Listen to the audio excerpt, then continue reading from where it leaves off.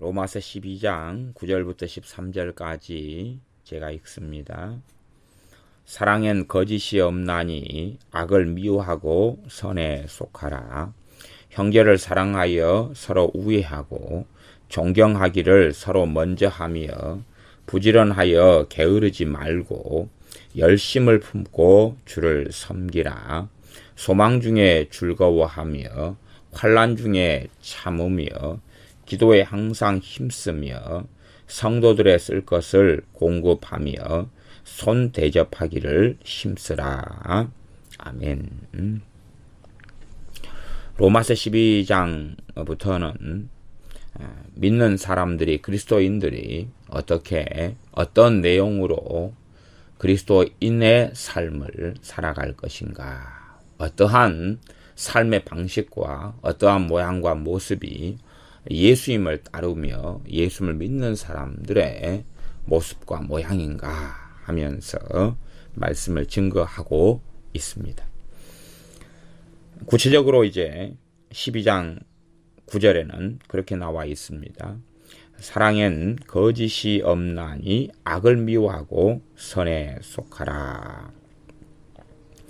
사랑에는 거짓이 없습니다. 그런 뜻입니다. 사랑엔 거짓이 없나니, 그 말은 사랑에는 거짓이 없습니다. 거짓말을 하면서 나는 상대를 사랑한다 라고 말할 수 없다, 그 말입니다. 거짓말로 혹은 가먼이설로 말하면서 또 상대방을 속이는 말을 하면서 나는 상대방들을 사랑하고 있는 것이다, 그러한 어리석은 생각, 그러한 가치관이 세상에서는 있을 수 있지만, 그러나 하나님 나라의 가치관은 결코 될 수가 없고 하나님 앞에서의 삶이 될 수 없고, 진실한 사랑은, 그 사랑 안에는 거짓이 없다는 이야기입니다. 서로 우애하라. 악을 미워하고 선에 속하라. 악을 미워하고 선에 속하라. 악을 미워하라 라고 말씀합니다. 우리 안에 가치관과 생각이 악을 미워하는 것. 악이라는 것은 어디에 속한 겁니까? 마귀에게 속해 있는 거죠. 악이라는 건 마귀에게 속해 있는 것입니다. 악을 미워해라. 악을 미워해라. 여기서는 이제 죄라는 단어보다는 악이라는 단어가 쓰였습니다. 그래서 제가 전에도 말씀을 전할 때 죄하고 악의 차이가 성경적으로 어디에 있을까 하는 말씀을 몇 년 전에 한번 전한 기억이 있습니다. 사실은 꽤 난해하고 어려운 주제에 속하기도 했습니다. 또한 제가 전한 말씀의 내용이 다 옳고 다 맞다라고 말씀드리기 어려운 그러한 항목들이 포함되어 있는 것이 사실입니다. 기본적으로 악을 미워하고, 지금 로마서 12장 21절에도 그렇게 말씀합니다. 악에게 지지 말고 선으로 악을 이기라. 지금 여기서는 선과 반대 측면에 놓인 악을 이야기합니다.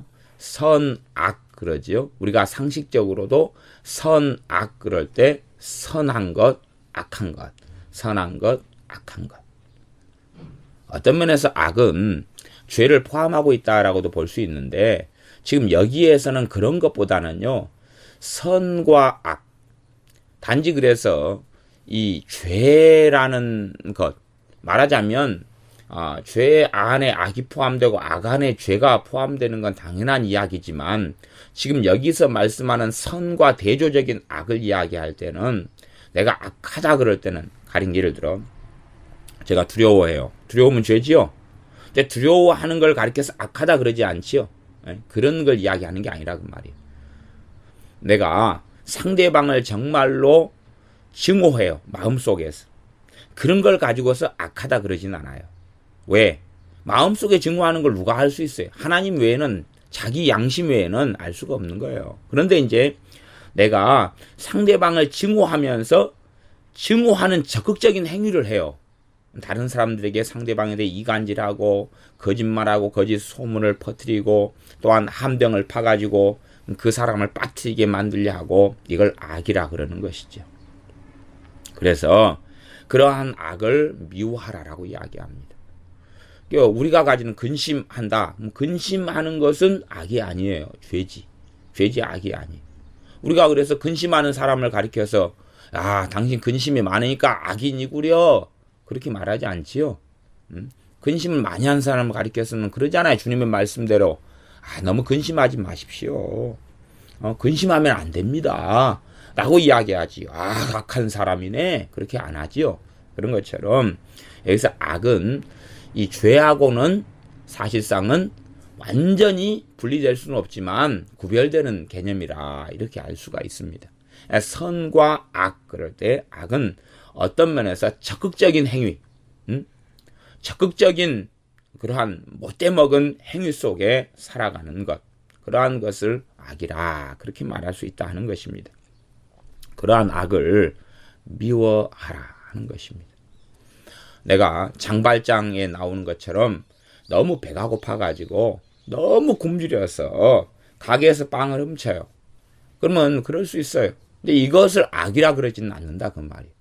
근데 내 집에 산더미 같은 음식을 쌓아놓고 있고 돈을 쌓아놓고 있어요. 그러면서 탐욕, 더 많은 걸 가지고 싶어가지고 뭔가를 훔쳐요. 뭔가를 악이라 그러는 거겠죠. 어떤 사람은 집에 돈이 많이 있는데 그 도둑질하는 귀신이 역사해가지고 자기도 모르게 슈퍼에서 물건을 훔쳐가지고 오는 경우가 있어요. 그러면서 아이고 왜 내가 물건을 훔쳐왔을까 후회하는데 다시 또 슈퍼에 가면 몰래 자기도 모르게 그냥 또는 알게 모르게 부지불식간에 물건을 가방 속에 넣는 일들은 있어요. 그런 걸 가리고는 악이라 그러지는 않는다 그런 말이죠. 악은 정확한 의도성을 가지고 있어요. 정확한 의도성을 가지고 연약함 때문에 오는 게 아니고 자신의 정확한 못돼 먹은 의도성을 가지고 행하는 그런 일들인데 그러한 것을 미워하라고 이야기해요. 세상은 성경은요. 이것보다 더 나아가서요. 시편 같은 말씀에는 이렇게 행하는 사람을 악인이라 그래요. 그리고 하나님께서는 그러한 악인을 미워한다라고 이야기하셔요. 그러한 악인을 미워한다고 이야기해요. 사실은 이 악은요. 사람과 떠나서 별개로 존재할 수 없는 것입니다. 이 땅의 영적인 세계에서는 이 악의 근원인 마귀가 있어요. 그러나 이 땅에 살아가는 인생의 이 땅의 주인공은 사람들이에요. 이 사람들이 악을 행하지 개가 악을 행하진 않아요. 호랑이가 사자가 악을 행하진 않아요. 죄로 인하여 오염됐기 때문에 그들의 본성들이 타락했고 어그러져 버렸기 때문에 하나님께서 사자가 풀을 뜯어먹도록 만들어 놓으셨는데 걔네가 이제 사람도 잡아먹고 짐승도 잡아먹는 약육강식의 세계로 들어가 버린 것이에요. 사람의 죄 때문에 그렇게 되어버린 것이죠. 걔들은 풀 뜯어먹는 게 맞는 것이었거든요. 진화돼가지고 송곳니가 나와서 그 풀 뜯어먹으라고 있는 거예요. 그게 믿거나 말거나. 그런데 이제 그래서 개 풀 뜯어먹는 소리가 나오는 거예요. 개도 본래 풀 뜯어먹으라고 있는 거예요. 다 풀 뜯어먹는 애들이에요. 전부 다. 타락해가지고 이제 송곳니가 발달하고 만들어지고 그렇게 나온 것이죠. 그래서 부분적 진화는 사실이에요. 환경에 맞추어서 하나님은 그렇게 진화하도록 만들어놨죠. 생각해보세요. 우리가 처음부터 막 근육이 이렇게 좋아요? 몸이 좋아요? 그러면 몸이 좀 안 좋은 친구가 야구를 해야 돼요. 그러면은 공을 막 오른손으로 계속 던져요. 그러면은 오른손이 진화하잖아요. 그걸 소위 말하면 그렇게 표현할 수가 있는 거예요. 오른쪽 근육이 막 발달하잖아요. 그럼 그걸 진화라고 그러지 뭐라 그래요? 그러나 그런 것은 획득행질이다 그래요. 획득행질은 유전되지 않아요. 내 자식이 내가 팔이 근육이 많이 생겨서 자식을 낳으니까 자식이 근육이 생겨가지고 튀어나와요. 그러진 않지요. 그런 부분에 있어서 부분이 있어요. 그럼에도 불구하고 환경적 요소 가운데 영향을 미치는 건 있어요. 악이라는 것은 사람을 떠나서는 마귀 빼놓고는 사람을 떠나서는 존재하지 않아요. 이게 사람과 함께 가는 것이. 다른 악인에 대한 이야기를 하기보다는 지금 이 하나님의 말씀에서는 너가 지금 악을 미워해야지 어떤 사람이 되지 않는다는 거예요. 악인이 되지 않는다는 거예요. 너가 악을 미워하지 않으면, 이 악을 미워하는 게 적극적인 방어예요. 적극적인 방어예요. 악을 미워하는 게 적극적인 방어예요. 내 윤리성 가운데 악을 미워해야 하는 것이. 그래야지 내가 악인 속에 들어가진 않아. 내 마음이 강팍해지고 타락해지지 않아요. 그러면 성경의 악과 세상의 악은 다릅니다. 성경의 악과 세상 사람들이 생각하는 악은 틀려요. 공통적인 부분은 있습니다. 공통적인 요소는 있지만 그러나 본질적으로 달라요. 십계명 1계명 하나님을 섬겨라. 하나님을 섬겨라. 그러면 너는 나 외에는 다른 신들을 내게 있게 말지니라. 그죠? 너는 나 외에는 다른 신들을 내게 있게 말지니라. 그러면 여기에는 크게 두 가지가 있다는 걸 알 수 있어요. 하나님만 섬겨라 하는 하나. 두 번째는 다른 신을 섬기지 말아라. 우상숭배를 포함하죠. 이 두 가지가 있다고 볼 수 있어요. 그러면 최고의 악은 어떤 거죠? 하나님을 섬기지 않는 거예요. 하나님을 섬기지 않는 거예요. 사실은 불신자들은, 하나님을 섬기지 않는 사람들은 악인에 들어가요. 하나님 말씀에 본질적으로요. 악인에 들어가요. 알지 못하든지 간에. 물론 우리가 그런 악인들은 성경에서 미워하라 라고 이야기하지는 않습니다. 그런 가장 근원적인 악인들이 우리들이었어요. 그러나 하나님께서 우리를 불쌍히 여기셔 긍휼히 여기셔서 불러주셨어요.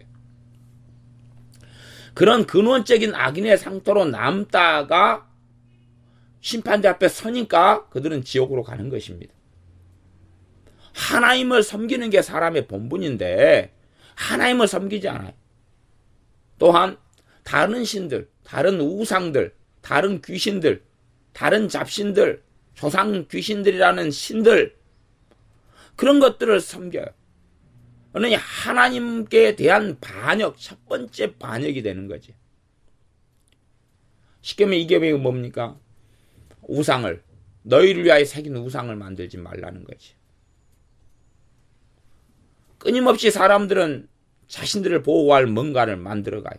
그리고 그 앞에 절하고 숭배하죠. 젊은 애들은 끊임없이 우상의 다른 양상으로 요즘엔 사주관상, 또 무슨 점을 치는 것을 이제 좋아해요. 그렇게 끊임없이 해나가는 것이죠. 그런 일들 속에 들어가요. 그런 삶이, 그런 것들이 하나님 앞에서는 사실은 최상의 악이 되죠. 하지만 사람들은 인식하지 못하고 깨닫지 못해요. 심지어 예수를 믿는 사람 자체라도 하나님을 섬기지 않는 게 왜 악이 되는가를 이해하지 못해요. 그래서 하나님을 섬기지 않는 사람들을 보면 저 사람들은 선의인들이 많다고 생각해요. 그러나 진리 앞에서는 하나님을 경외하지 않는 사람들, 하나님만 섬기지 않는 사람들은 선이 되지 않아요. 지금 현재는 하나님, 너는 나 외에는 다른 신들을 내게 있게 말지니라. 그러면 이제 교회가 걸어가는 길은 어떤 길을 지금 걷고 있냐 그러면 종교다원주의로 걷고 있어요. 종교다원주의라는 것은 하나님께서 불교 안에도 진리를 놔두었어. 불교 안에가 메시아가 있어. 하나님께서는 저 이슬람 안에가 진리를 놔두었어. 하나님께서 힌두교 안에 진리를 놔두었어. 하나님께서는 불교 안에 진리를 놔두었어. 그렇게 생각해서 그 진리가 하나가 되면 하나님의 큰 영광이 드러날 거야. 그렇게 생각합니다. 말하자면 불교를 통해서 구원받을 수 있어. 이슬람을 통해서 구원받을 수 있어. 힌두교를 통해서 구원받을 수 있어. 또 조로아스터교를 통해서 구원받을 수 있어. 통일교를 통해서 구원받을 수 있어. 그 무엇을 통해서 구원받을 수 있다. 그러나 각자의 취향은 다를 수 있기 때문에 취향은 나는 기독교다, 나는 불교다, 나는 힌두교다, 그걸 인정하자. 그게 종교다원주의고, 그게 WCC가 추구하는 것이, 로마 가톨릭이 추구하는 것이. 로마 가톨릭은 기득권이 가장 강하기 때문에 그걸 통합해가지고 교황은 그 위에 앉으려는 것이죠. 물론 그 뒤에는 마귀가 있는 것이고, 마귀는 자기 하수인으로 교황을 사용하고 있는 중이죠.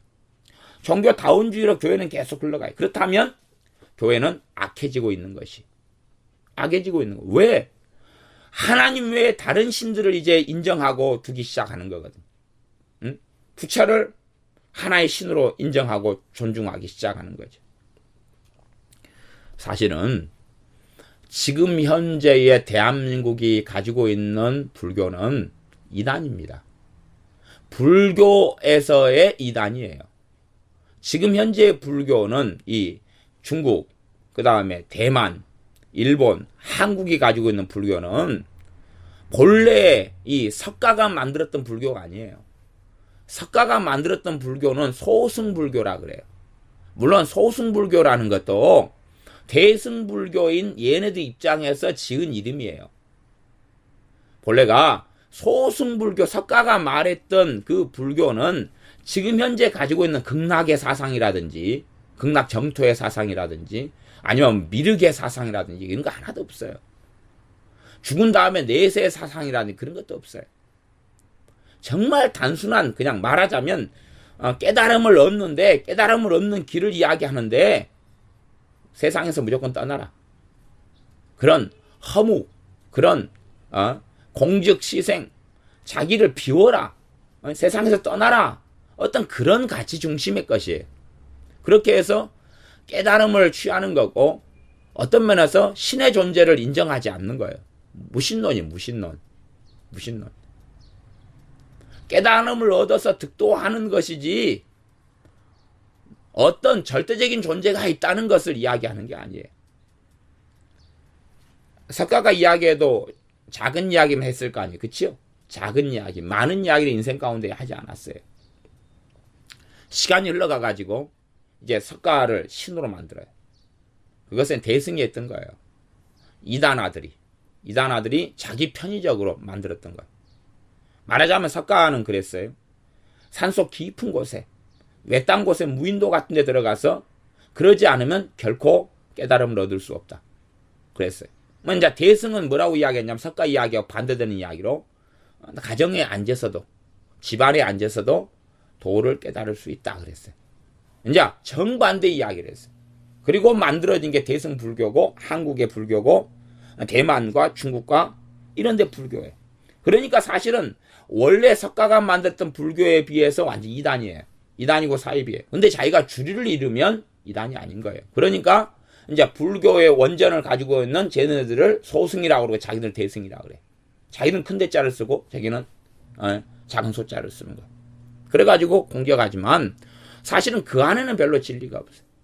그다음 실제로 이제 불교 학자가 하는 이야기인데, 걔네들은 미륵을 기다려. 미륵은 우리로 이야기하면 구원자예요. 후세열 구원자를 기다려. 난 미륵이라는 단어가 어디로 왔냐 그러면은 들어가면 히브리어의 메시아라는 단어에서 왔어요. 결국은 야 나중에 일이 짬뽕 되는 거야. 이리저리 짬뽕 돼가지고 섞여가는 거예요. 후대로 오니까 우리 기독교의 영향을 받아가지고 불교 안에 이런저런 짬뽕들이 들어와요. 불교가 기껏해야 석가가 언제 사람이에요? 기원전 6세기 정도의 사람이죠. 그러니까 별로 뭐 오래된 사람이 아니잖아요. 오래된 사람이 아니에요. 그러니까 그 정도면 언제적이에요. 기껏해야 뭐 포로기 때죠. 포로기 때. 느헤미야, 에스라 뭐 이런. 그러니까 별로 뭐 그렇게 해가지고 쭉 흘러가면서 불교가 형성되고 만들어가면서 이제 그때는 굉장히 광범위하게 복음이 막 전해질 때잖아요. 영향을 받아가지고 이렇게 잡탕해가지고 짬뽕을 만드는 거예요. 그래가지고 지금의 불교가 형성되고 대승이 만들어지고 그랬던 거라고 생각해 볼 수 있는 것이.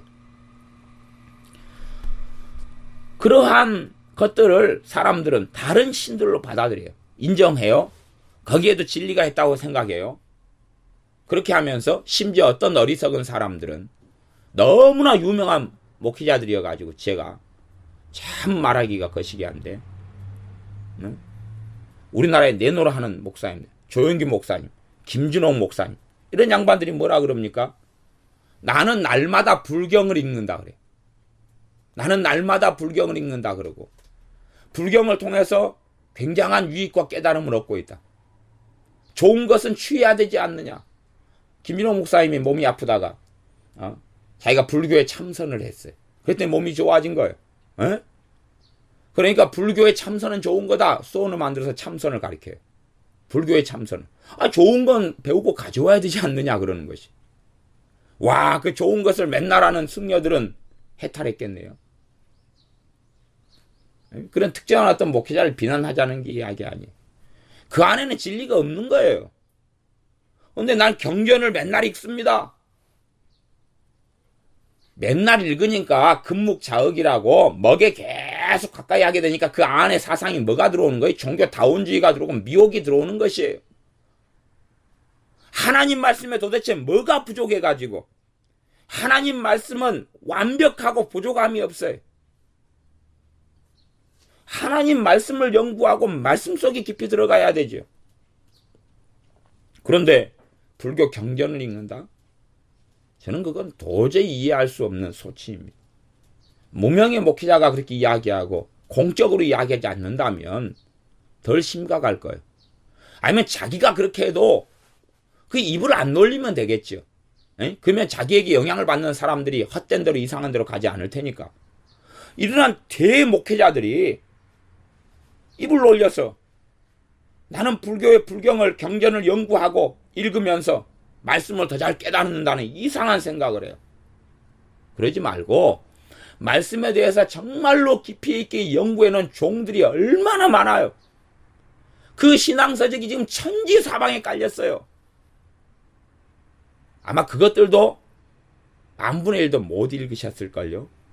주님의 종들, 성령의 종들이 기록해놓은 깊이 있는 말씀에 대해 말씀을 깨달으면서 말씀을 전하고 설교하면서 적어놓은 것들 만분의 1도 못 읽었을 거예요.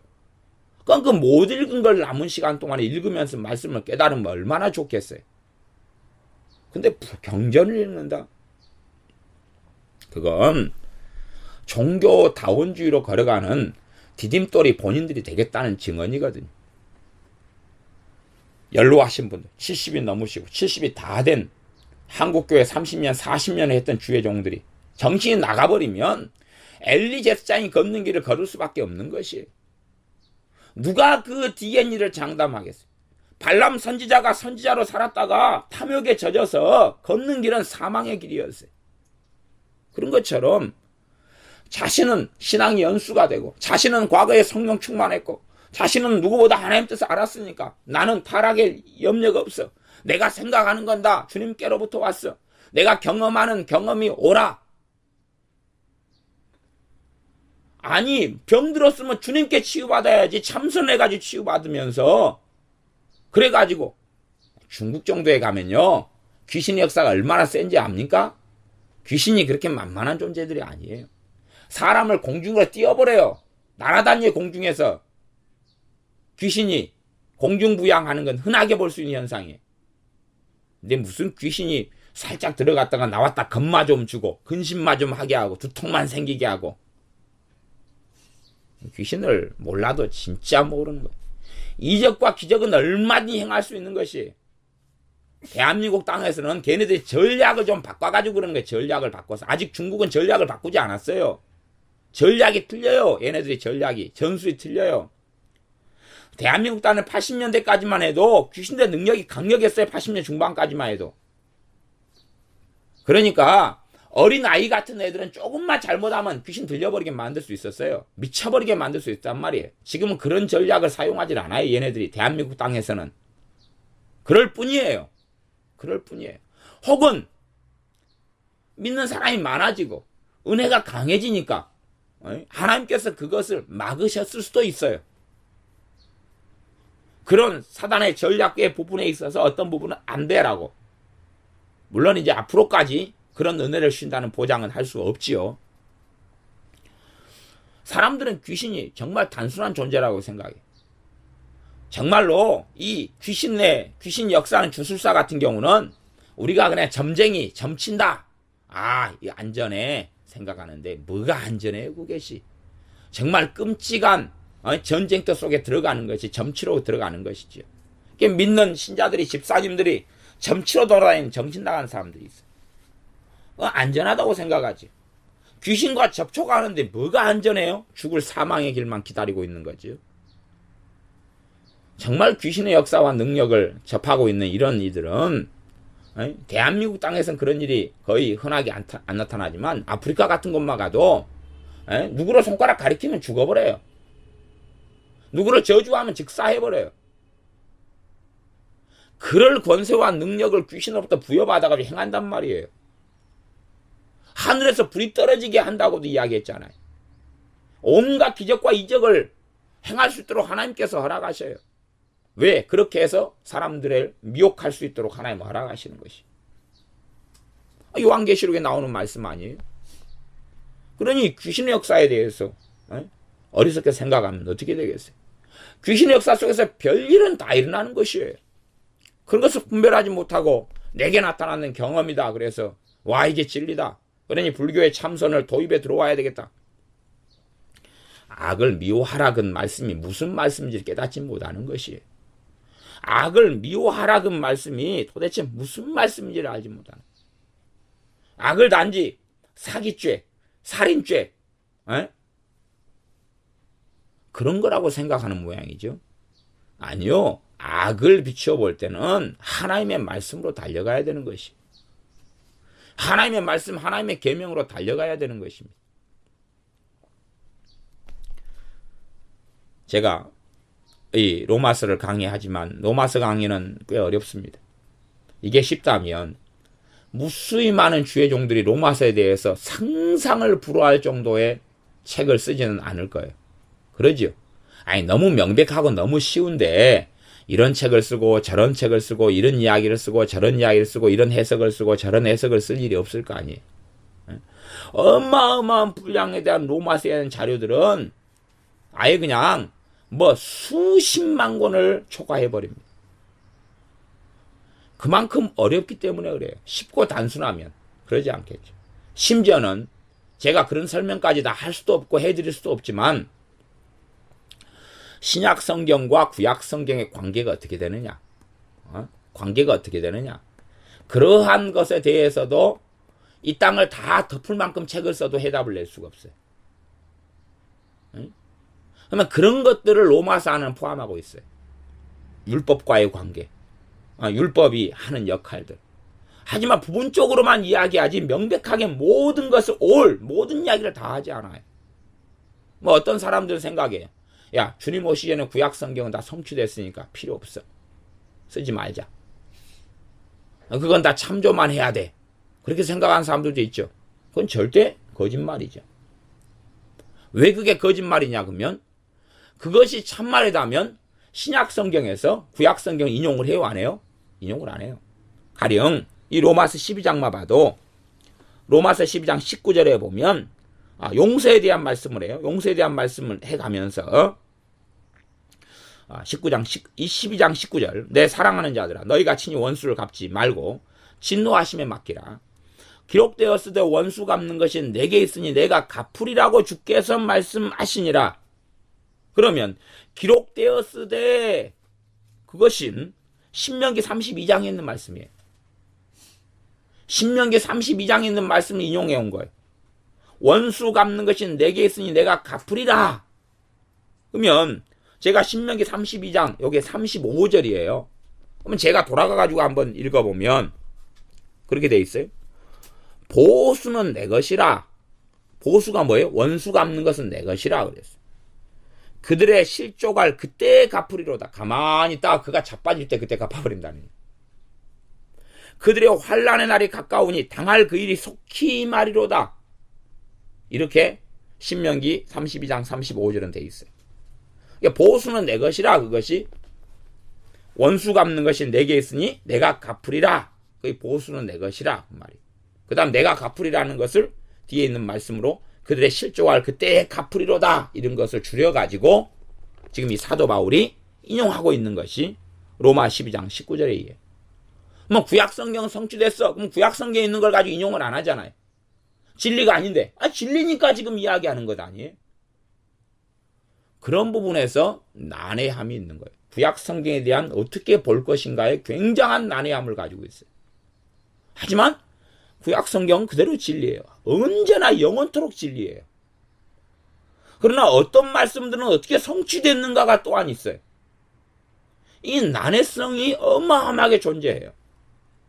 그래서 모든 신학자든지 학자든지 다 못 풀고 있어요. 지금까지 박사들이 다 못 풀고 있어요. 아마 죽을 때까지 그걸 완벽하게 풀 수 있고 죽는 사람은 없을 거예요. 저는 그렇게 믿어요. 사람들로 하여금 너희들 겸손 좀 해라. 너희 주제가 뭔데? 성령님 안에서만이 성경을 바르게 이해하고 깨닫고 알 수 있어. 너희들의 박사 학위가 너희들의 이해와 논리와 철학과 너희들의 이성이 하나님 말씀을 제대로 알고 깨닫게 되지 않아 라고 이야기하는 것입니다. 악을 미워하고 사랑은 거짓이 없나니. 진짜 사랑엔 거짓이 없다. 거짓이 없다는 이야기는 거짓의 반대가 뭐예요? 진리잖아, 진리. 거짓의 반대가 진리잖아요. 그러면 정말 진정한 사랑은 어디 위에서 해야 되는 거예요? 진리 위에서 해야 된다는 이야기예요. 진리 위에서 해야 된다는 이야기.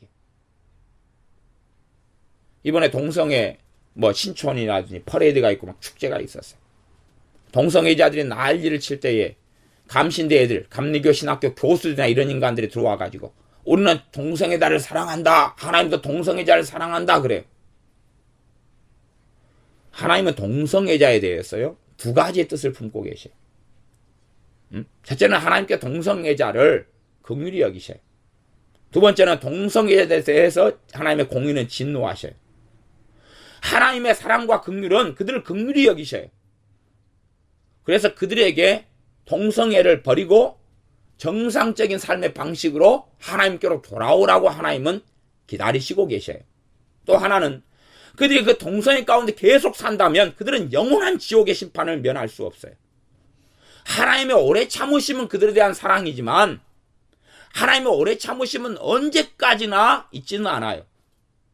그래서 하나님은 동성애자를 사랑한다는 것은 진리가 돼요. 하지만 진리의 한 측면이에요. 하나님은 동성애자의 그 동성애라는 죄에 대하여 하나님은 진노하고 계셔요. 그러니까 일방적인 하나의 이야기만 가지고 와서 하나님은 동성애자를 사랑하십니다. 예수님도 이웃을 사랑했고 원수를 사랑해라 그랬는데 왜 너희들은 사랑하지 않느냐? 그건 동성애자를 사랑하기 때문에 그들에게 돌아오라라고 회개하라 그럴 수 있고 그 잘못된 삶의 방식을 버리라고 하는 것이에요. 그들의 삶의 방식을 인정해주고 이해해주면서 그들을 사랑한다라고 이야기하는 건 사랑이 아닌 것이, 그건 거짓인 것이에요. 사랑 안에, 참으로 하나님으로부터 온 사랑 안에는 거짓이 없는 거예요. 진리만 있는 거예요. 진리의 기반 위에서 사랑이 있는 것이에요. 그런데 봐보세요. 감리교 신학 대학 교수들, 그 사람들 박사들이잖아요. 신학 박사들이잖아요. 신학생들, 신학을 배운 사람들이잖아요. 왜 그 사람들이 프랭카드 피켓을 들고 동성애 퍼레이드에 참석하면서 하나님은 동성애자를 사랑합니다 그러겠어요? 성경을 전혀 이해하지 못하니까. 박사들이 성경을 전혀 이해하지 못하는 변태들이고 정신병자들이니까 자신의 신학생들을 그렇게 가르치는 것 아니에요. 그러니 걔네들이 가가지고 불교에서 참선하고 목탁 두들고 앉아있는 거 아니에요. 그러니 대한민국의 종교다원주의 핵심엔 누가 들어오겠어요? 감리교 애들 들어오는 거예요. 감리교 애들, 목원대 애들, 이런 애들이 들어와가지고 완전한 종교다원주의를, 대한민국 교회를 만들어가는 것이죠. 사실은 구약시대 같으면 감신대 같은 거 불 질러버려야 돼요. 감리교 같은 거, 대한민국 감리교는 완전히 거의 사이비로 달려가고 있는 것이. 물론 어떤 목회자들은 자기는 신실하다고 생각하겠지만 이미 그 신학 대학에서 배운 것들로 이미 만진창이가 돼가지고 목회 전선에 들어가는 것이, 이미 중병에 걸려가 들어가는 것이. 하나님의 기적만이 그 잘못된 사상과 썩어버린 중병을 치유할 수가 있어요. 근데 이들은 진리가 없는 사랑, 거짓이죠. 진리가 없는 걸 거짓. 단순하게 사랑엔 거짓이 없나니까 거짓말이 없다, 그런 걸 이야기하는 게 아니에요. 진정한 사랑은 어디 위에 선다는 이야기입니까? 진리의 기반 위에 선다는 이야기. 고린도후서 13장에서 사도 바울은 다시금 사랑에 대해서 깊이 이야기하면서 이 말씀에 대한 이야기를 좀 더 깊이 있게 파헤치고 있어요.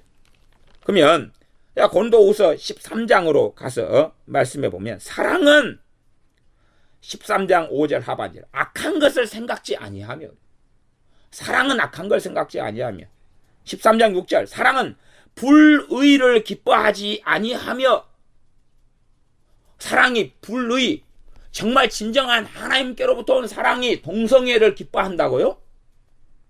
동성애 때문에 하나님의 진노가 임했는데 어떤 사이비 교회가 있어요. 그 사이비 교회 이야기까지는 안 하겠어요. 그 사이비 교회는 또 거기에 속한 사람들은 그렇게 적어놓고 함께 참여하더라고요. 소돔과 고모라 성을 멸망시킨 것은 그들이 나그네를 제대로 대접하지 않았기 때문에 그렇지 동성애 때문에 멸망시킨 게 아니다. 그런 웃기는 소리를 해요. 불의가 뭔데요? 그래서 감리교 애들이든지 그런 애들이든지 로마서를 안 읽어본 거예요. 로마서 몇 장을 안 읽어봤어요? 로마서 1장을 안 읽어본 거 아니에요. 그지요? 성경을 이렇게 명백하게 있는데도 걔들은 소돔과 고모라 성 애들을 하나님이 멸망시킨 것은 나그네를 접대 안 하고 나그네한테 성폭행을 하려고 했기 때문에 진노한 거지 그때 동성애 죄 때문에 진노한 게 아니라 그랬어요. 그런데 로마서 1장의 말씀에는 가장 하나님의 진노가 나타나는 것이 동성애인데 로마서 1장 24절부터 그렇게 나오죠. 그러므로 하나님께서 저희를 마음의 정욕대로 더러움에 내어버려 두사 저희 몸을 서로 욕되게 하셨으니 이는 저희가 하나님의 진리를 거짓 것으로 바꾸어 그러죠. 진리를 거짓 것으로 바꾸었다 그랬죠. 그래서 피조물을 조물주보다 더 경배하고 섬김이라 주는 곳 영원히 찬송할 이시로다 아멘 그러면서 이를 인하여 이것 때문에 이런 까닭에 하나님께서 저희를 부끄러운 욕심에 버려두셨으니 곧 저희 여인들도 순리대로 쓸 것을 받고 영리로쓰며 계집이언 이야기하는 거죠. 레즈비언 여자가 여자를 가리켜서 동성애 하는 것이죠. 그 다음에 27절 이와 같이 남자들도 순리대로 여인 쓰기를 버리고 게이 서로 향하여 누구를 향하여? 남자가 남자를 향하여 음욕에 불일 듯하며 게이잖아요. 남자가 남자로 더불어 부끄러운 일을 행하여 그래서 남자 게이들은 성관계를 이 학문을 통해서 가지니까 학문이 그냥 관략근이 풀려버려요. 그러면서 아무 때나 막 똥을 싸버려요. 아무 때나. 그러니까 기저귀 같은 것도 차고 다녀요. 관략근이 풀려버리니까. 이 부끄러운 일을 행하여 저희의 그릇 때문에 상당한 보응을 그 자신에 받았느니라. 그 자신 스스로가 보응을 받는다는 이야기. 동성애와 게이로 하면서 지그들은 웃으면서 살지만 이 퍼레이드에 봐보세요. 다 뻘거벗고 팬티만 입고 그렇게 하자. 사람들 앞에 나체 쇼를 하잖아요. 그게 정상이라고 생각하고 그걸 하잖아요. 이미 보응을 그 자신에 받아버린 것이. 그러면 로마서 1장은 지금 길게 이 말씀이 나와 있잖아요. 그치요? 하나님이 어떤 것에 진노하셨으며 어떤 것에 대하여 타락한 대로 버리셨는지. 로마서 1장은 안 보잖아요. 왜 감리교 신학교 교수들이 안 볼까요? 로마서 1장에. 아니 어려워요? 로마서 1장이 어렵냐고요 그게. 왜 걔 박사들은 안 보죠? 왜 신학생들은 안 보죠? 그리고 왜 그게 동참해서 동성애자들 하나님의 사랑하십니다라는 얼토당토하는 이야기를 가지고 나오죠? 사랑하시기 때문에 긍휼히 여기시고 회개하고 돌아오기를 원하시기 때문에 지금 바로 지옥에 안 보내버리시는 거예요. 그게 사랑이에요. 하지만 그들을 인정해주고 그 길을 지지해주고 그 길을 옹호해주는 사랑이 아니에요. 그래서 진리와 함께 사랑한다는 걸 알지는 못하는 것이에요. 다시 고린도전서 13장으로 돌아가면 6절 불의를 기뻐하지 아니함 진리와 함께 기뻐하고. 뭐와 함께 기뻐해요? 진리와 함께. 이게 하나님께로부터 온 사랑이에요. 우리가 만들어내야 될 사랑이 원천적으로 아니라 하나님께로부터 온 사랑의 특성은 진리와 함께 기뻐하는 것이.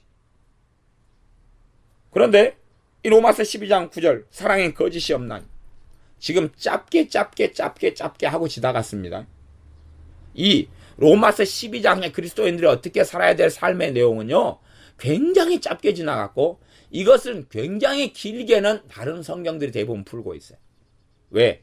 이걸 이제 복음을 가진 예수를 믿는 사람들이 어떻게 살아갈 바에 대한 이야기이기 때문에 이 복음의 진수 이야기는 거의 다 다루었거든요. 로마서 11장까지. 그렇기 때문에 그 뒤에는 간략간략하게 하고 구체적으로는 잘 들어가진 않아요. 그냥 축약해서 짧게 이야기해요. 그런 부분에서 이 로마서 12장 9절 사랑엔 거짓이 없나니 그것이 거짓이 없다 그 말은 진리 가운데 있다 그 말이에요. 진리 가운데 있다. 거짓이냐 참이냐는 것은 단지 거짓말을 이야기하는 게 아니에요. 그걸 이야기하는 게 아니라 거짓 속에서는 사랑이 존재할 수가 없다는 것이에요. 거짓 속에서는 사랑이 존재할 수 없다는 거예요. 진리의 기반 위에서만 사랑은 존재한다는 이야기입니다. 그러니 이런 동성애 퍼레이드에 기독교라는 이름으로 별의별 인간들이 들어가고 참여하면서 이상한 이야기를 하는 것이 감리교나 기장이나 뭐 별애들 신학교나 이런 속에서 진리에 기반하지 않아요. 걔들은 말씀이 없어요. 진리가 없어요. 자신들이 생각하는 가치와 철학이 있는 것이 종교다운주의라는 가치가 있어요. 하나님 말씀을 이들은 연구하지 않아요. 성경을 가지고 잘라가지고 이용은 해먹을 뿐이지 말씀 앞에 엎드리고 말씀 앞에 무릎 꿇고 말씀 앞에 자신의 인생과 삶을 굴복시키지 않아요. 얘네들이 가지고 있는 신학은요 신정통주의나 자유주의 신학을 가지고 있어요. 그래서 자기가 하나님이에요. 자기가 하나님이 돼가지고 성경 안에서 내가 먹고 싶은 거 내가 먹고 버리고 싶은 거 내가 버린다. 그런 사상을 가지고 있어요. 그러나 진정한 사랑은 거짓이 없어요. 진리가 아닌 게 없다 그 말이에요. 진정한 사랑에 나오는 건 하나님으로부터 온 사랑에 나오는 것은 진리의 기반에서 진리의 기초에서 진리를 원동력 삼아서 나오는 것이기 때문에 진리가 아닌 비진리를 거짓이라 하는 거예요. 진리가 아닌 비진리 이게 없다는 것이 악을 미워하고 그래서 이 악은 하나님의 말씀에 상반되게 행하는 것이 악이죠. 그러죠? 그래서 악을 미워하라는 것이 하나님만을 섬기라 다른 신들을 내게 있게 말지니라 그런데 다른 신들을 인정하고 다른 종교를 인정하는 것은 어떤 면에서 인정하냐 그러면 그들에 대해 다른 종교에 대해서 어떻게 왜 관용하냐 그러면 그들을 주님께로 돌아오게 하기 위해서 그들을 관용하고 용납하고 진리의 길로 인도하기 위해서 그들과 함께 사는 것이에요. 그러지 그들의 종교를 통해서 구원이 있다고 인정하는 게 아니란 말이에요. 우리는 타 종교인들을 사랑해야 돼요. 그러나 그 사랑은 그들을 긍휼히 여기며 그들을 주님께로 인도하기 위한 사랑이지 너희들에게도 구원이 있어. 너희들도 천국 갈 수 있어. 너희들도 진리의 길을 걷고 있어. 라는 관용이나 라는 다종교에 대한 사랑이 아닌 것이에요. 다른 종교 속에 살고 있다 할지라도 그들을 기다려주고 그들과 함께 친구가 되어주고 그래서 그들에게 다시금 복음을 전할 기회를 갖고 다시금 그들이 인생이 다 마치고 주님 재림하시기 전까지 다시 주님께 돌아올 수 있는 주님의 통로가 내가 되기 위하여 그들을 사랑하며 그들을 섬기며 그들을 포용하며 관용하며 살아가는 것이지 그들이 살아가는 길이 옳다는 것이 아니란 이야기예요. 하나님의 말씀에 따른 악이 무엇인지 하나님의 말씀에 입각해서 악이 무엇인지 그 어리석은 감심대 교수들이나 학생들이나 그런 애들 통합치기였던 애들 이런 사람들은 자신들이 대단히 선량하다고 생각한단 말이야. 악의 기준이 뭔지를 모르고 악의 기준이 뭔지를 몰라요. WCC 부산 총회를 했을 때 동성애 부스를 만들어놨어요. 그걸 보고도 미움이 생기질 않아요. 왜? 자신들 선량하니까. WCC에서 온 그 높은 사람들하고 통합치기애들이 만나가지고 다 어디로 갔어요?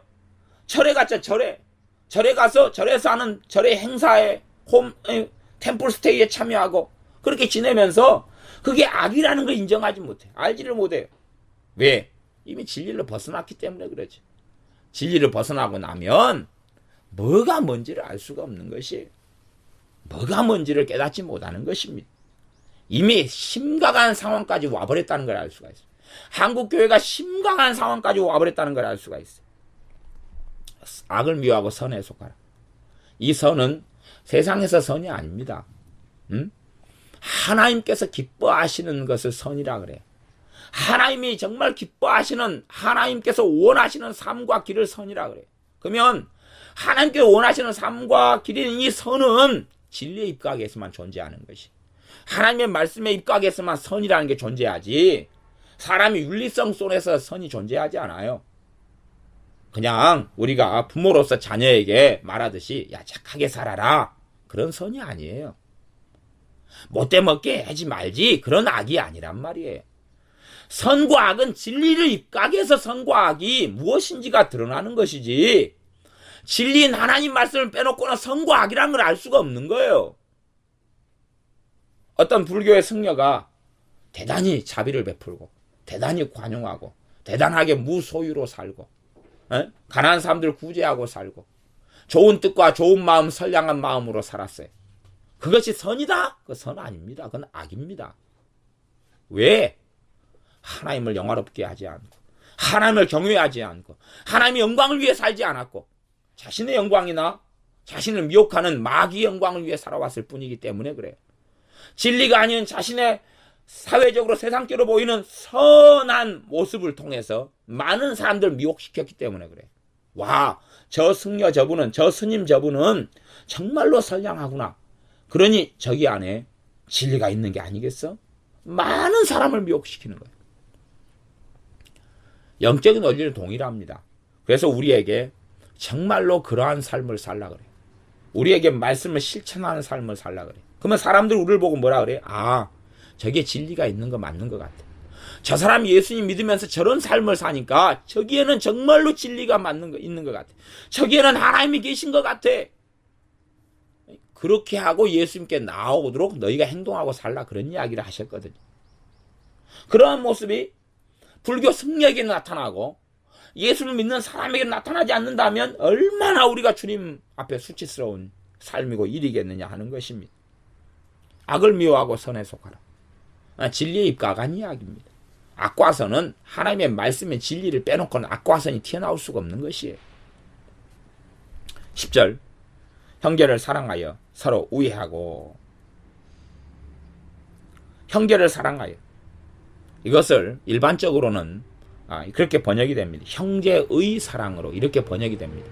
물론 번역상의 문제를 많이 이야기하지는 않겠습니다. 왜냐하면 형제를 사랑하여 서로 우애하거나 형제의 사랑으로 서로 우애하거나 같은 말이거든요. 근데 그 형제는 이제 골육을 이야기해요. 골육을. 이게 골육의 사랑으로, 골육의 사랑으로. 그러니까 이제 형제의 사랑이 되겠죠. 형제 골육을 사랑하여, 그게 아니라 예수님 믿는 사람 안에서 사랑을 이야기하는 것이니까. 근데 결과론적으로는 뭐 같은 이야기가 됩니다. 그래서 정말로 너 피부치를 사랑하는 것 같은 사랑을 교회 안에서 해라, 그 말이에요. 피부치 형제는 오늘 대판 싸워놓고 내일 보면 희덕거리고 웃죠. 피부치 형제는 그렇잖아요. 그래서 물은 피보다 진하다. 그래서 오늘 막 싸워놓고 내일은 또 웃으면서 또 화해하잖아요.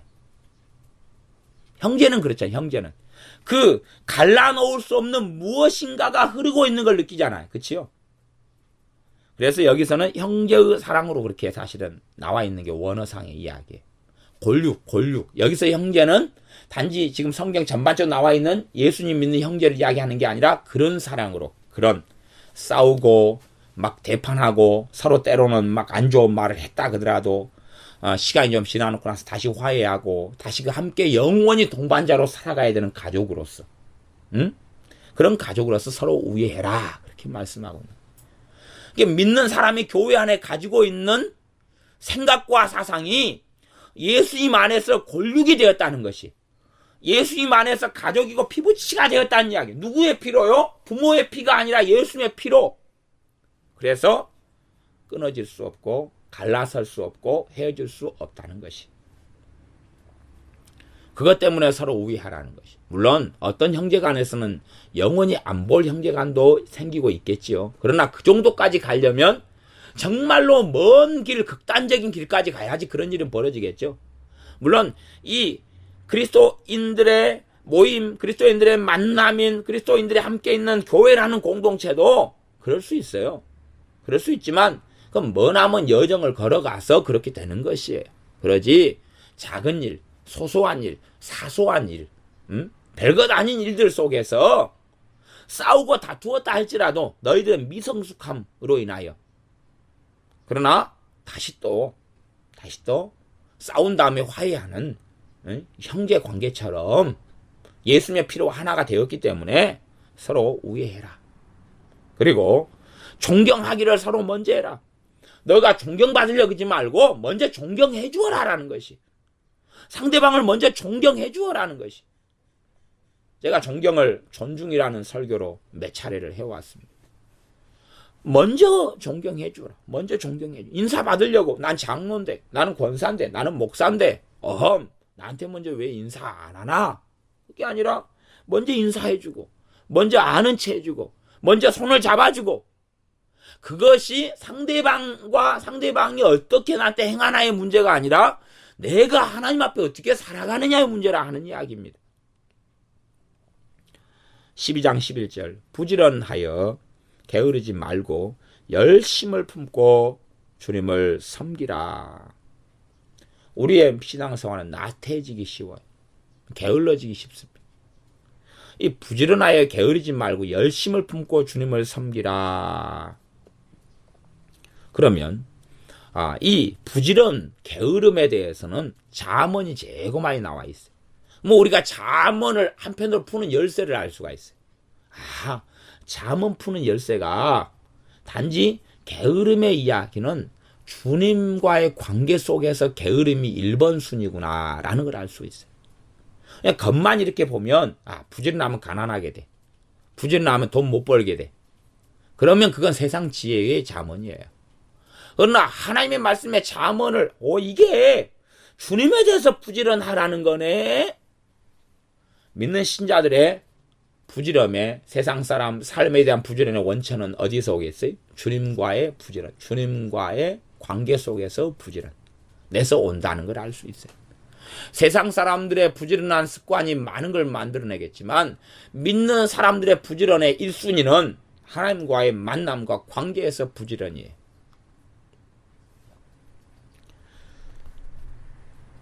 어떤 아이가 영어 공부를 하기 싫어해요. 그러면 영어 공부를 하기 좋아해가지고 영어 공부를 시작할 수 없는 것이다 하는 이야기.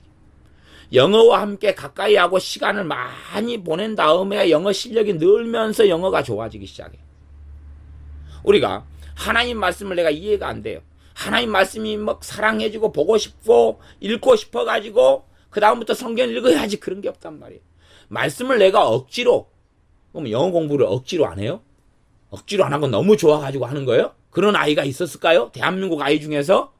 영어는 너무 황홀해. 그러니까 해. 맛을 봐야지 재미난 줄을 아는 것이에요.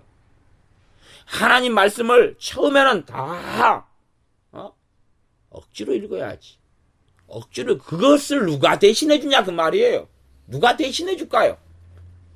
수학을 하는 게 너무 좋아서 1 더하기 3, 4 수학이 뭔지도 모르는 아이한테 7 곱하기 3은 7, 3, 21 그것은 구구단을 익숙하게 애운 아이들이 이제 즐길 수 있는 놀이인 것이에요.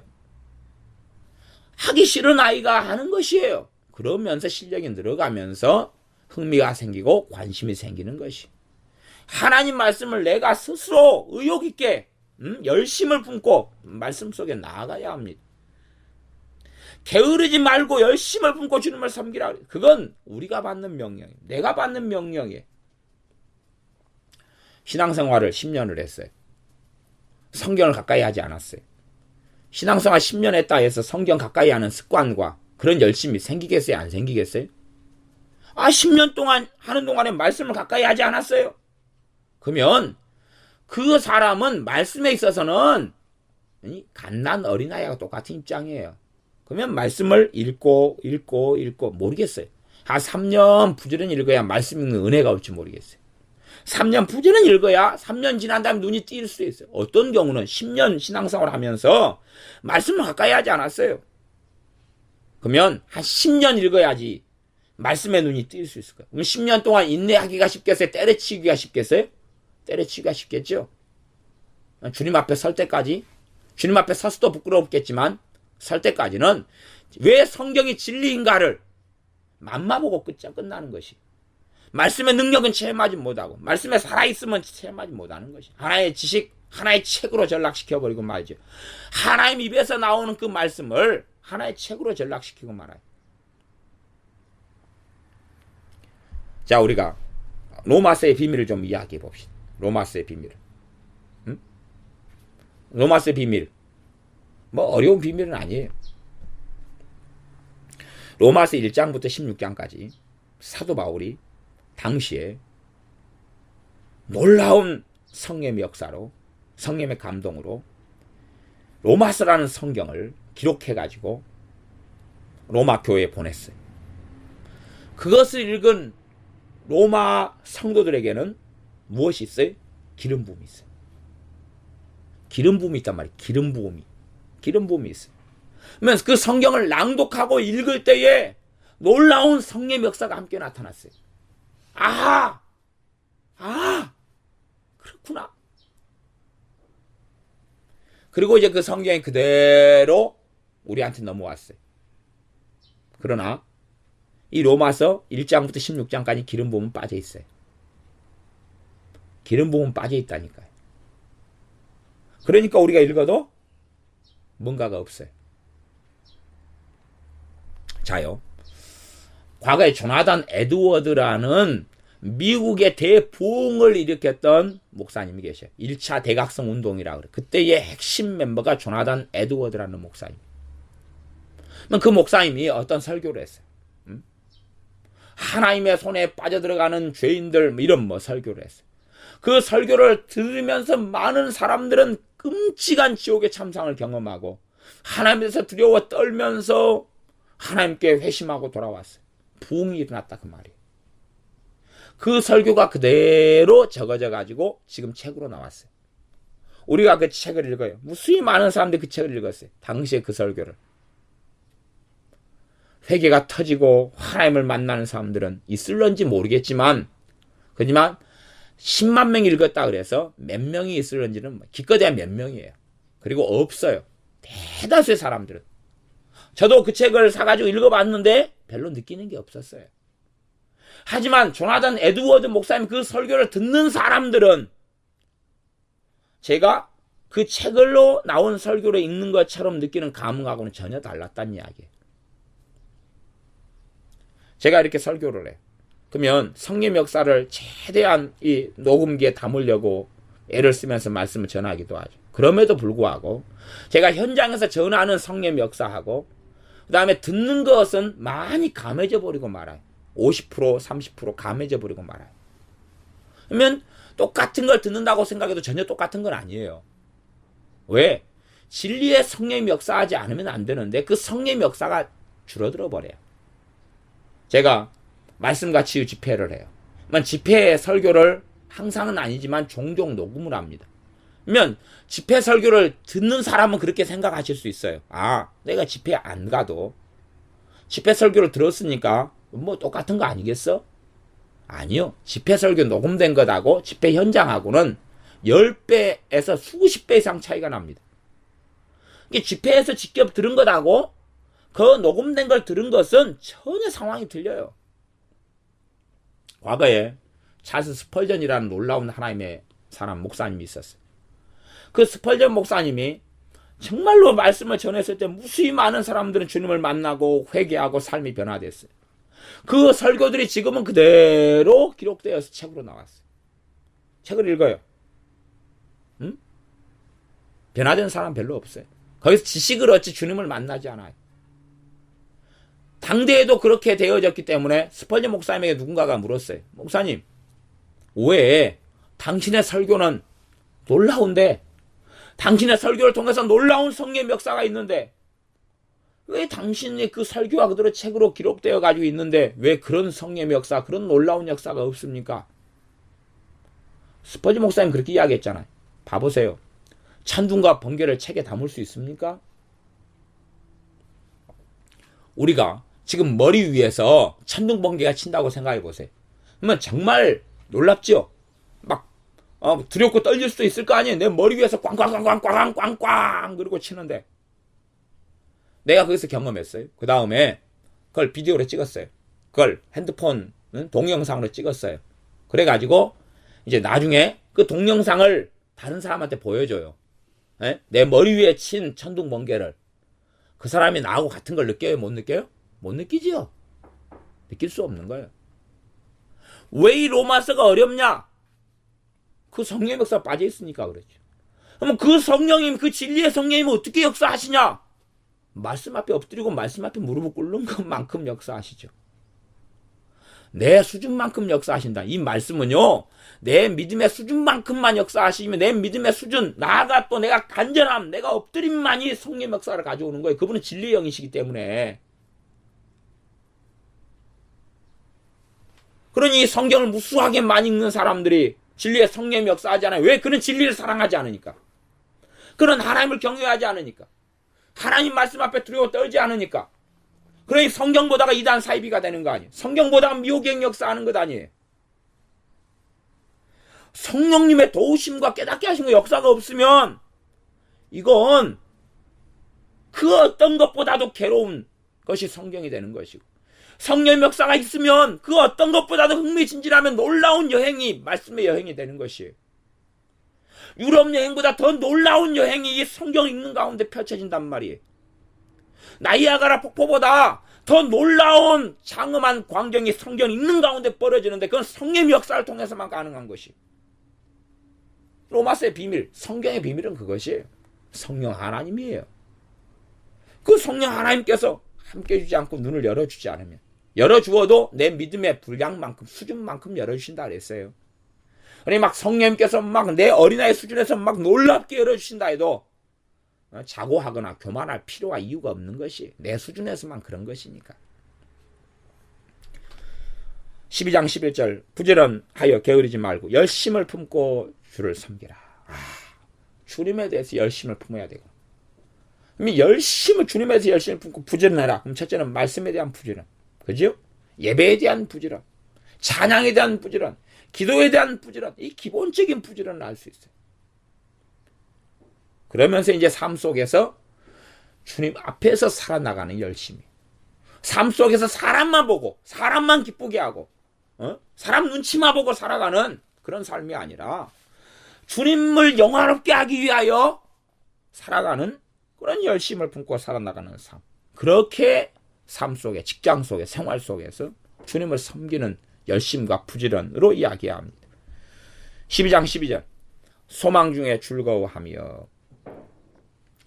참된 즐거움은 소망 속에서 나타납니다.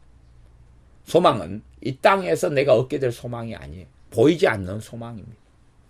영원한 하나님의 나라에 대한 소망이에요. 그러나 감사하게도 우리의 인생이 창세기 시절 같이 500년, 700년, 1000년을 살진 않아요. 당시의 사람들이 사실은 어떤 사람이 500살, 700살, 800살 그렇게 살았잖아요. 구약 성경에 잘 보시면 이 족보를 쭉 보시거나 그러면 우리가 그렇게 생각해 볼 수 있어요. 당시의 삶이 정말로 평화로웠구나. 아니, 나이를 보면서 그런 생각을 못하고 살지요. 당시의 세계는 질병이 그렇게 없었구나. 그렇게 풍족했고 풍성했구나. 우리 조선시대 같으면 평균 나이가 뭐 40몇 살, 40살이 돼도 막 할아버지다 그랬잖아요. 그러잖아요. 막 15살에 결혼해서 애 낳고 그러면서. 왜? 일찍 죽어버리니까. 병들어서 죽고 굶어 죽고 그러니까. 그러니까 그런 삶 속에서는 평안이 없지요. 그런데 이 과거에 하나님의 사람들이, 그 과거에 하나님의 사람이 아니어도 그 인류들이 성경에 나와 있는 흔적들을 통해 볼 때는 수백 살은 살았다 그 말이에요. 그러면 얼마나 그 당시의 삶이 평화로웠는지, 전쟁이 얼마나 드물었는지, 사람 속에 강파강파 악함이 있었지만 그것이 사람을 찔러 죽이고 전쟁을 하고 이런 양상으로는 별로 가지 않았는지를 알 수가 있어요. 사람이 생각하는 그런 그 동화책 혹은 그 사회책 그런 데서 만들어내는 거짓말인 것처럼 약육강식이 아니었다는 걸 알 수가 있어요. 굉장히 평화로웠다는 걸 알 수 있어요. 굉장히 나름대로 그렇게 했기 때문에 수백 년을 살 수 있었던 것이. 안 그러면 수백 년 살면 생각해 보세요. 가난하고 힘들고 짜증나고 성질나고 신경질나고 미쳐버릴 것 같은데 500년 살아야 돼. 그러니까 어떤 소설들을 제가 보면 소설들은 그러더라고. 누가 1000년을 살았어요. 자살했다 그러더라고. 너무 괴로워서. 그건 소설이다 그런 이야기예요. 그지요? 그건 소설이다 그런 이야기. 그건 환타지 속에 있는 것이. 우리가 지금 이런 괴로운 인생을 예를 들어 괴롭다. 근데 500년을 살아야 된다. 환장하겠죠? 그래서 소망이 있는 거예요. 100년을 못 살 거기 때문에. 하프타임을 우리 많은 사람들이 지나왔기 때문에. 절반을 지나왔기 때문에. 절반을 지나왔어. 주님을 배울 날이 가까이 다가왔기 때문에. 주님께서 그 전에 재림하실 수 있고, 혹은 우리가 죽은 다음에야, 우리가 죽는 것이 먼저, 주님이 오시는 것보다 우리가 죽는 게 먼저라도, 그래도 몇 년 안 남았다, 그런 이야기. 주님이 언제 재림하시든지 간에 우리의 남은 인생은 얼마 안 남아. 예를 들어, 뭐, 그럴 리는 없겠지만, 주님께서 한 200년 뒤에 오신다 그래도, 200년 뒤에 오시니까, 여유가 있네. 내가 200년 살 게 아니잖아요. 그냥 잠시 잠깐 후에 내 인생은 끝나는 것이에요. 여유가 있는 건 아니죠. 정확한 어떤 시간과 어떤 때는 몰라도 내 인생이 마칠 날은 다가오고 있는 것이죠.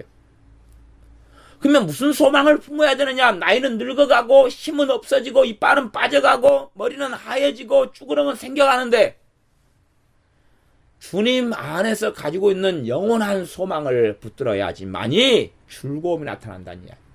세상 속에서 세상의 소망, 이 소망은 영원한 소망을 이야기하지 세상의 소망을 이야기하는 게 아니에요. 젊은 애들에게 누군가들이 하는 꿈을 가져라, 비전을 가져라 그런 이야기를 하는 게 아니에요.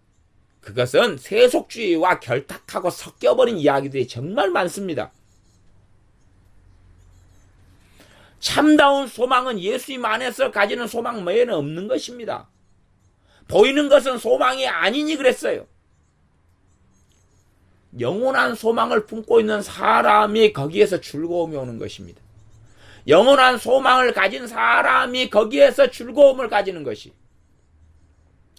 영원한 소망을 가지지 않은 사람은 참된 즐거움은 없어요.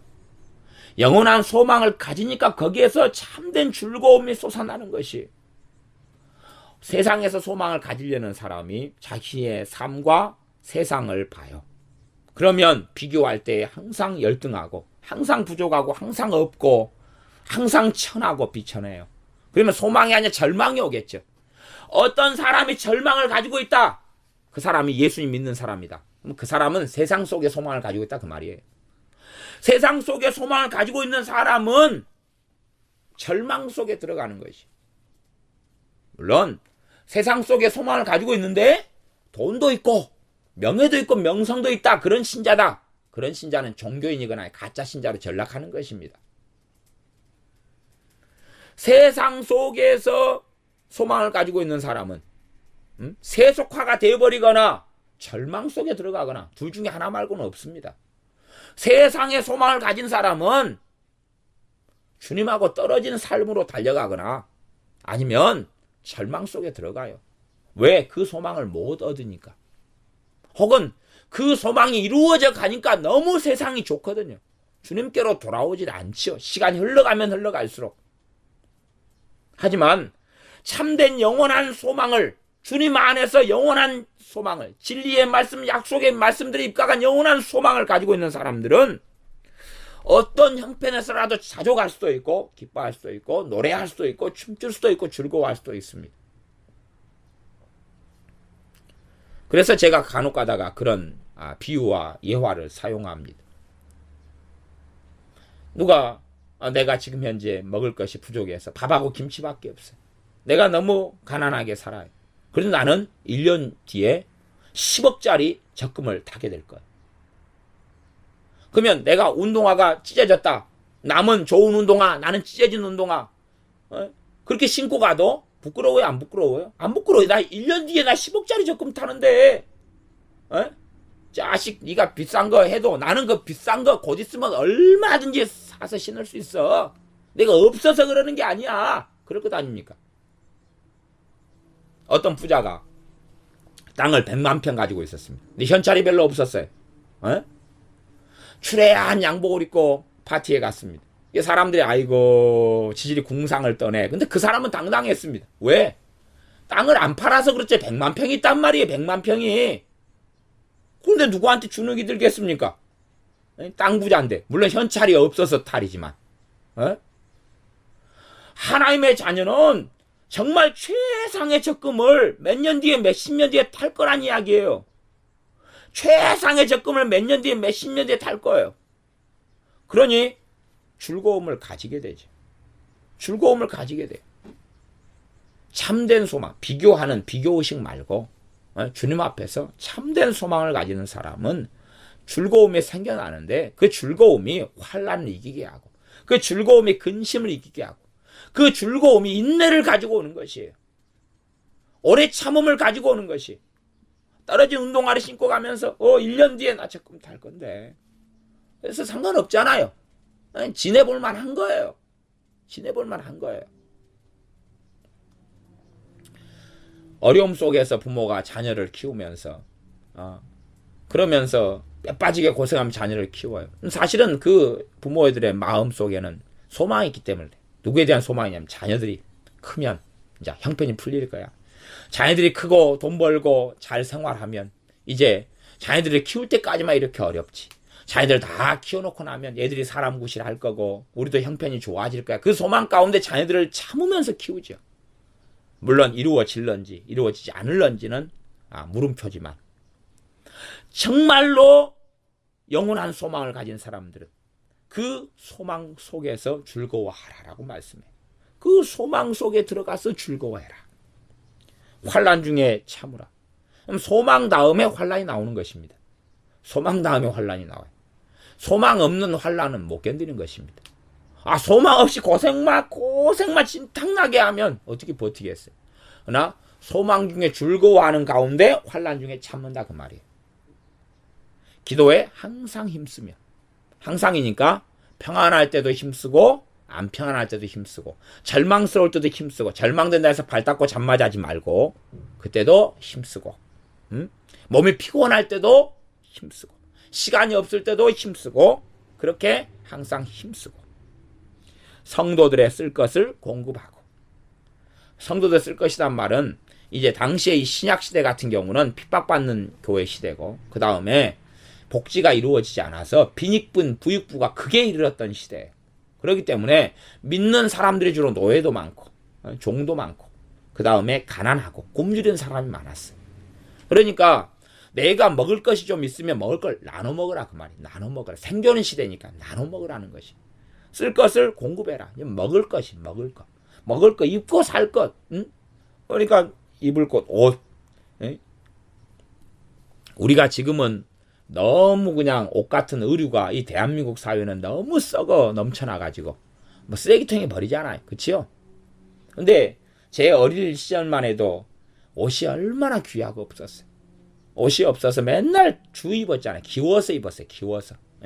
먼날 떨어지고 깊고 떨어지고 깊고 양말도 기우고 이리 잘라가지고 붙이고 저리 잘라가지고 천 자체가 귀했어요. 그러니까 천을 놔뒀다가 이쪽에다 붙이고 저쪽에다 붙이고 안에다가 붙이고 밖에다가 붙이고 그렇게 했잖아요. 이 시대보다 그 시대보다 더 힘든 시대가 이 성경 시대예요. 그러니까 그런 쓸 것을 천 쪼가리 주면서 기우라고 하고 양말 주고 우리같이 복지시대 풍성한 시대 이야기가 아닙니다. 그렇기 때문에 지금 시대를 살아가는 우리는 이 13절에 있는 성도들의 쓸 것을 공급하면서 얻게 된 하나님의 놀라운 기쁨을 누리지 못합니다. 그러나 제3세계 같은 아프리카에 살아나가는 사람들은 이런 걸 누리겠죠. 왜? 없는 형편 속에서 더 없는 사람에게 나누어지고 내 옷이 두 벌밖에 없는데 한 벌을 나누어주는 속에서 나타나는 하나님의 놀라운 은혜와 기쁨과 즐거움을 누리고 있습니다. 사실은 그래서 믿는 사람들의 부르심이 쓸 것을 공급하는 것. 어떤 쓸 것이다 나옵니까? 잘 13절을 봐보세요. 세상 사람들의 쓸 것이에요? 성도들의 쓸 것이에요? 성도들의 쓸 것이죠. 구제에 대해서, 쓸 것을 공급하는 구제에 대해서 두 가지 부르심이 있어요. 제1의 부르심은 성도들의 쓸 것을 공급하는 구제. 제2의 부르심이 세상 사람들에 대한 구제. 그러니 성도들에 대한 구제를 생각하지 못하는 사람은 세상 사람들의 구제를 바르게 할 수 없어요. 유감스럽게, 유감스럽다 그러면 이상한 이야기지만 하나님의 제1의 관심사, 하나님의 자녀고 하나님의 백성이에요. 제2의 관심사가 믿지 않는 사람들이에요. 하나님의 제1의 관심사는 신자들이에요. 하나님의 자녀들이에요. 그렇기 때문에 하나님의 자녀들에 대해서 너희들이 쓸 것을 공급해라. 내 손이 바로 너희다. 내 발이 바로 너희다. 라고 말씀하고 있는 것이. 내 손과 발이 바로 너희기 때문에 너희가 움직여서 내가 공급해야 될 것을 너희가 내 손이 되고 내 발이 돼서 공급하라는 이야기입니다. 믿는 사람들이 뭔가를 받을 때는 누구로부터 받겠어요? 믿는 사람들로부터 받는 것은 당연한 것이지요. 당연한 것이. 손 대접하기를 힘쓰라. 손 대접은 손님 대접이에요. 손님 대접. 손님 대접하기를 힘쓰라. 그러면 우리가 생각하는 손님하고는 다릅니다. 여기에서 손님은 두 종류가 있다 이렇게 말씀드릴 수 있어요. 어떤 손님이냐 그러면 당시에 첫 번째 손님은요 주의 종들이에요. 주의 종들. 지금 한 30년 전만 해도요 교회는 많았는데 지금은 더 교회가 더 많아졌지만 30년 전만 해도 목회자가 교회는 많았는데 목회자가 적었어요. 그러니까 한 주의 종이 교회 몇 개를 목회를 많이 했어요. 그 옛날에는 더 심했어요. 교회는 세워져 갔지만 훈련된 말씀을 가리킬 수 있는 심지어 글자를 읽을 수 있는 성경을 읽을 수 있는 혹은 일독이라도 해본 주의 종들이 별로 없어요. 이 제3세계 같은 데 가면 주의 종 목사님이라 해도 성경 일독도 안 한 주의 종들이 가득해. 심지어 성경책 없는 목사님들도 많이 있어요. 그러니까 그냥 교회는 세워졌는데 누군가가 주의 종 일을 해야 돼요. 그러니까 제고 그 중에 나은 사람이에요. 나은 사람이. 그럴 뿐이에요. 당신 지난번에 쫙 어디 여행 가가지고 요한복음 읽고 왔다면서 우리는 그거 보지도 못했으니까 당신이 목사해. 그리고 하는 거예요. 그래서 그런 교회를 회중교회라 그래. 회중교회는 자기들이 그냥 목회자를 세워요. 장로교회는 또 이제 다른 양상이지만 그래서 그런 좋은 오행 같은 이런 목회자, 이 청교도 이 목사님은 회중교회 이런 스타일의 정치제도를 지지했어요. 똑같이 이제 이런 청교도들은 주로 칼빈주의 정신에 입각해서 하나님 말씀 전했던 종들인데요. 다 좀 다르죠. 근데 손님 대접한다. 그러면 이 신약 시대에도 초대교회 시대 같은 데에도 주의 종들이 드물었어요. 드무니까 이제 주의 종들이 사명감을 가지고 여기저기 지역마다 돌아다녔어요. 돌아다니면서 세워진 가정교회, 세워진 교회들에 가서 건물도 없고 가정에 좀 모이고 들판에 모이고 이런 사람들에게 말씀을 가르쳤어요. 근데 부자예요? 가난뱅이에요? 가난뱅이에요. 그러니까 그런 사람들이 첫째 손님이었어요. 가가지고 말씀을 가르쳐. 우리 사랑방 손님과 어머니 그런 이야기 아닙니다. 사랑방 그런 이야기 하는 거 아니에요. 나그네 주인장 계시우 하룻밤 먹어가야 되는데요. 그런 손님 아닙니다. 그런 손님 아니고 주의 종들이 이렇게 순회 목회를 했어요. 근데 먹고 살고 생활할 게 없잖아요. 그래서 그런 손님들을 대접하기를 힘쓰라. 함께 먹어주고 함께 이불을 나눠서 덮고 그러면서 그들이 한 석 달 머물면서 말씀을 가리키고 다시 성령님께서 다른 데로 인도하시면 또 거기 가서 또 그렇게 하고 그래서 이런 양상대로 어떤 할례당들 같은 경우도 유대인들 같은 경우도 그렇게 각지로 막 열심을 품고 찾아다니면서 복음을 해방했잖아요. 이게 그런 부류들을 손님이라 그랬는데 그런 부류는 대접하면 안 되죠. 근데 구분을 못했기 때문에 갈라디아 교회들은 그런 양반을 대접해가지고 자기를 또 끝장이 났죠. 이게 참된 손님을 대접해야 되죠. 그 중에서 정말로 복음을 전하며 살아갔던 순회 목회였던 주의 종들. 과거에는 그런 양상이었어요. 예, 규모가 커져버리면 거기에 아볼로처럼 머물고 있긴 했지만, 그러니까 우리가 고린도 전서에 보면 나는 아볼로 파라, 나는 게바 파라, 나는 바울 파라 그러는 거 보면 어느 때에는 베드로 사도가 와서 좀 말씀을 전했다는 걸 알 수가 있고, 어느 때는 사도 바울이 와서 한참 전에다 갔죠. 그 다음에 아볼로가 한참 전했죠. 그러니까 이 사람들이 빙그르 돌았다는 걸 알 수가 있는 거예요. 그런 것처럼 그런 분들이 이제 손님이 돼요. 손님. 그 나그네가 돼요. 나그네. 제1의 나그네 손님이에요. 그런 양반들은 손에 쥔 게 없고 가진 게 없으니까. 그러면서 이제 움직여야 됐는데, 이렇게 대접하기를 힘써라 라고 말씀해요. 이에 대한 구체적인 내용은 이제 나중에 나오죠. 나중에 보면 누구를 대접하지, 손님 대접하기를 하지 말라 금한다고 하니 그냥 가면 가만 안 둬? 그런 거 있죠? 네, 그런 말씀들을 요한 사도를 통해서나 이렇게 볼 수가 있습니다. 그 다음에 이제 두 번째 손님은 믿는 하나님의 자녀들이 핍박을 피해서 이렇게 움직이고 저렇게 움직여요. 네? 핍박이 없는 지역으로 떠돌아온단 말이에요. 하나님의 자녀들이 핍박을 피해서 이리 이동하고 저리 이동해요. 그러면 피난민들인데 가진 게 있겠어요? 없겠어요? 별로 없죠. 그런 피난민들 믿는 신자들이 와요. 네? 당시에는 핍박의 시대이기 때문에 우리도 아마 주님이 재림하시기 전에 이런 일이 벌어질 수 있을 거예요. 어느 나라가 핍박의 땅이 되면 핍박이 없는 땅으로 가야 되겠죠. 그렇게 이제 이동하고 움직일 수밖에 없을 거예요. 있으면 좋지만 없고 가난한데도 불구하고 그렇게 움직여야 된다면 손님 대접하기를 힘쓰라. 그런 사람과 함께 내가 가지고 있는 걸 나누고 내 옷을 나누고 양말을 나누고 쌀을 나누면서 함께 먹고 살아야 되겠죠. 그것이 손님 대접하기를 힘쓰라는 말씀이에요. 그런 세계 속에서 주님을 믿는 하나님의 자녀의 삶과 모습을 보이라 라고 말씀하고 계시는 것입니다.